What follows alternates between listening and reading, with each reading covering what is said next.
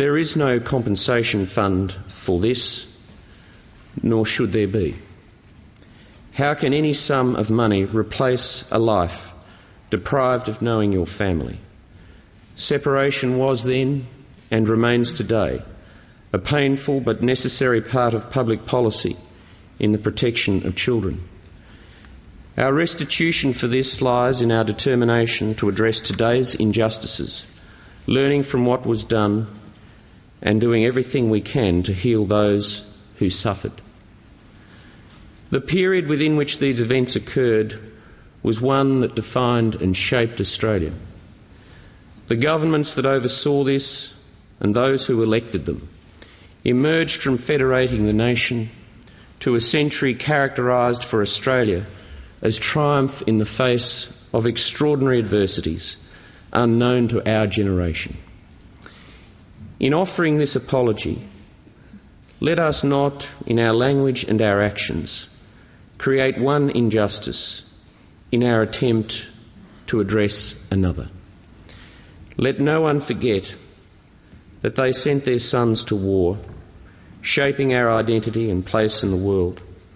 100,000 in 2 wars alone gave their lives in our name and our uniform, lying forever in distant lands, silent witnesses to the future that they have given us. Aboriginal and non-Aboriginal Australians lie alongside one another.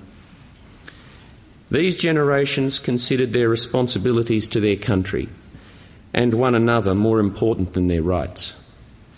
They didn't buy something till they'd saved up for it, and values were far more important than value. Living in considerably more difficult times, they had dreams for our nation, but little money. Theirs was a mesh of values enshrined in God, King and country, and the belief in something greater than yourself.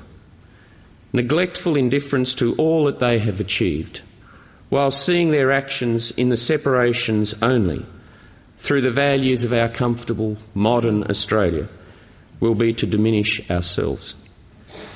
Today our nation pauses to reflect on this chapter of relations between Aboriginal and non-Aboriginal Australia.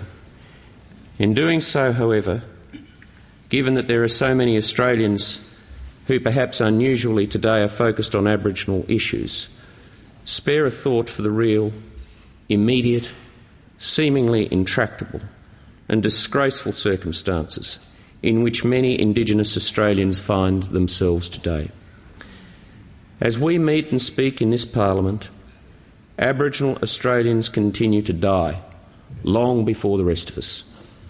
Alcohol, welfare without responsibilities, isolation from the economic mainstream, corrupt management of resources, nepotism, political buck-passing between governments with divided responsibilities, lack of home ownership, under-policing and tolerance by authorities of neglect and abuse of children that violates all for which we stand, all combine to see too many Aboriginal and Torres Strait Islander people living lives of existential aimlessness. Indigenous life expectancy is still stubbornly 17 years less than for non-Indigenous Australians. A baby born while we speak, an Aboriginal baby, still has only a 1 in 3 chance of seeing the age of 65. Diabetes, kidney disease, hospitalisation of women from assault, imprisonment, overcrowding in housing, educational underperformance and unemployment remain appallingly high, despite gains in some areas over the past decade. Annual Indigenous-specific spending by the Commonwealth has reached $3.5 billion a year, plus $500 million this year on the Northern Territory intervention. The sexual abuse of Aboriginal children was found in every one of the 45 Northern Territory communities surveyed for the Little Children Are Sacred report. It was the straw that broke the camel's back, driving the Howard government's decision to intervene with a suite of dramatically radical welfare, health and policing initiatives. I can't imagine the strength upon which she drew, but the Alice Springs Crown prosecutor Nanette Rogers, with great courage, revealed to the nation in 2006 the case of a 4-year-old girl drowned while being raped by a teenager who had been sniffing petrol. She told us of the 2 children, one a baby, sexually assaulted by 2 men while their mothers were drinking alcohol. Another baby was stabbed by a man trying to kill her mother. So too a 10-year-old girl was gang raped in Arakoon, the offenders going free, barely punished. A boy was raped in another community by other children. Is this not an emergency? The most disturbing part of it being its endemic nature and Australia's apparent desensitisation to it. Yet governments responsible for delivering services and security have resisted elements of a Northern Territory-style intervention. I ask the Prime Minister to report to this Parliament regularly on what his government is doing to save this generation of Aboriginal Australians from these appalling conditions. I also offer, on behalf of the opposition, my unconditional support to participate in the Commission for Policy which he proposes. This is far, far more important than any of the things that would normally divide us as a nation in philosophy and politics. Our generation has, over 35 years, overseen a system of welfare, alcohol delivery, administration of programs, episodic preoccupation with symbolism, and at times even excusing the inexcusable in the name of cultural sensitivity, to create what we now see in remote Aboriginal Australia. With good intentions, perhaps like earlier generations, we have, under successive governments, created lives, in many cases of misery, for which we might apologise. I certainly do. The best way we can show it is to act, and to act now. I challenge anyone who thinks Aboriginal people get a good deal to come to any of these communities and tell me you wish you had been born there. The first Aboriginal Australian who came to this Parliament was Neville Bonner, a Yungarra man abandoned by his non-Aboriginal father before his birth on Yuckabar Island in the mouth of the Tweed River. Neville was born into a life of hardship known only to some who are here today as visitors. He grew up in a hollow that had been carved by his grandfather under lantana bushes.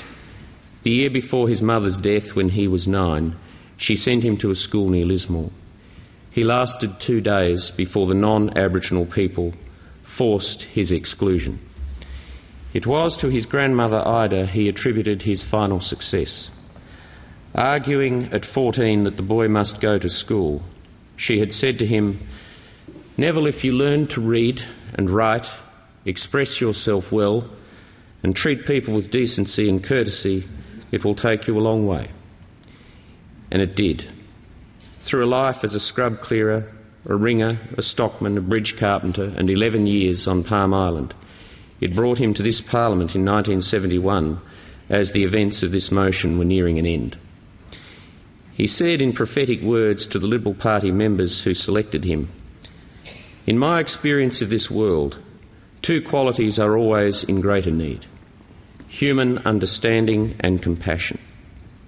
When he was asked by Robin Hughes in 1992 to reflect on his life, Neville observed that the unjust hardships he had endured, and I quote, "can only be changed when people of non-Aboriginal extraction are prepared to listen, to hear what Aboriginal people are saying, and then work with us to achieve those ends."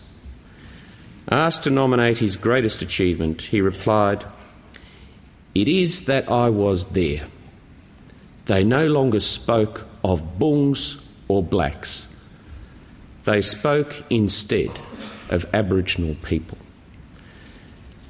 Today is about being there as a nation and as individual Australians. It is about Neville Bonner's understanding of one another and the compassion that shaped his life in literally reaching out to those whom he considered had suffered more than him.